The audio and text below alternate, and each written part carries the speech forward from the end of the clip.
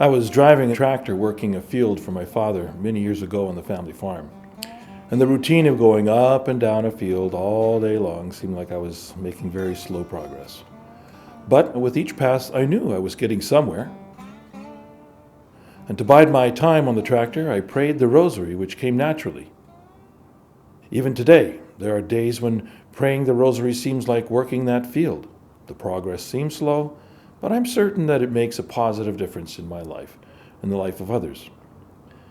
My days growing up on the farm, along with my Ukrainian cultural background, traditions, and heritage, are an important part of who I am.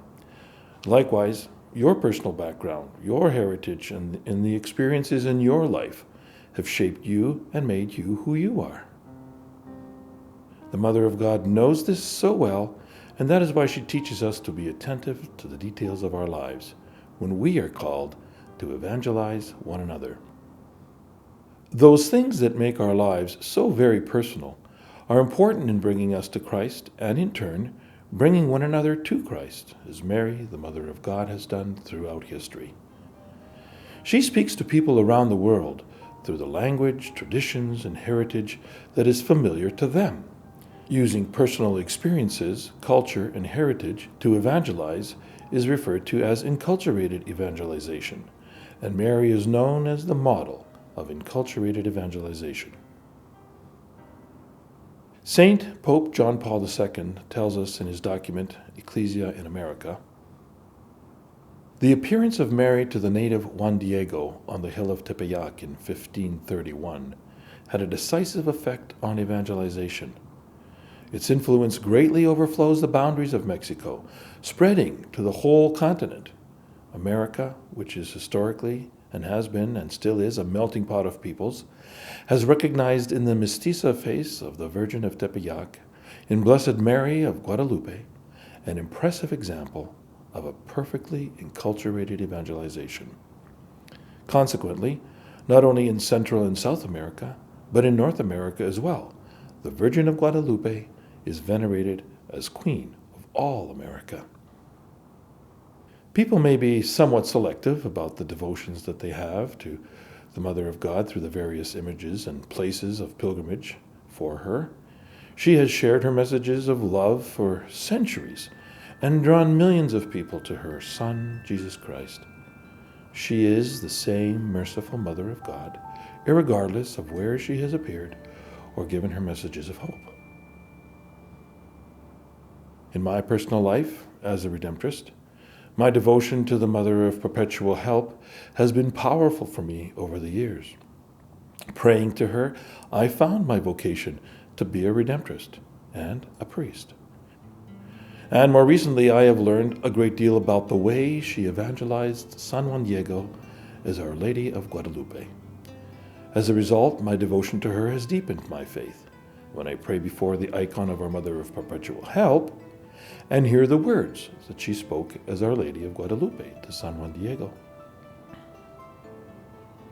Listen, put it into your heart, my youngest son, that what frightened you, what afflicted you is nothing. Do not let it disturb your face, your heart. Do not fear this sickness or any other sickness, nor any other sharp or hurtful thing. Am I not here, I who have the honor to be your mother? Are you not in my shadow and under my protection? Am I not the source of your joy? Are you not in the hollow of my mantle, in the crossing of my arms? Do you need anything more?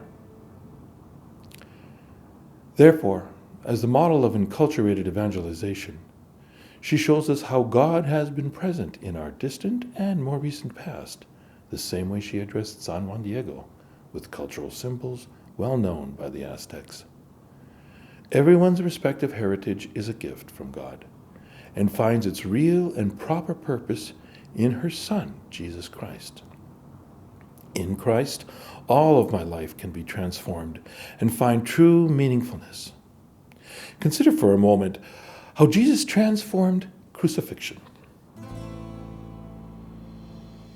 Jesus took the most inhumane and undignified way of dying, that is, being crucified, and transformed it and gave it purpose. He shows us how even something this terrible from one perspective can be used from another perspective to express his deep and profound love. He takes this manner of suffering and dying, transforms it, and then gives it to us as a gift. It's now our way towards salvation. If Jesus can transform the act of crucifixion from something to be avoided into a sign of his deep love, is there anything then in your life that Jesus cannot transform? I mean, is there any moment of suffering or success in your life that cannot be transformed by him? A moment in your past becomes invaluable then when it is shared in bringing others to Christ. Therefore, I would like to reflect on how enculturated evangelization is a way of showing mercy. This means we must reflect on how we have encountered Christ in our families and in our parishes, since they are places to encounter the living Christ. And recalling these encounters then with Christ, all of us are called to participate in this new evangelization as members of families and parishes. Real life stories with details of family traditions and culture and heritage and religious practices, they have a special texture and genuineness which make them powerful evangelizing tools. At the same time, they are a form of mercy and compassion. Your real life stories of encounter with Christ become a powerful witness and act of mercy to others who may feel alone as they face similar challenges in their lives. But in fact, they discover that they are not alone because you have shared. God is mercifully with us and present to us through each other, facing challenges to the family in the context of evangelization. Through the intercession and tender compassion of the Mother of God, may you find the grace needed to evangelize one another in your words and deeds of compassion and mercy.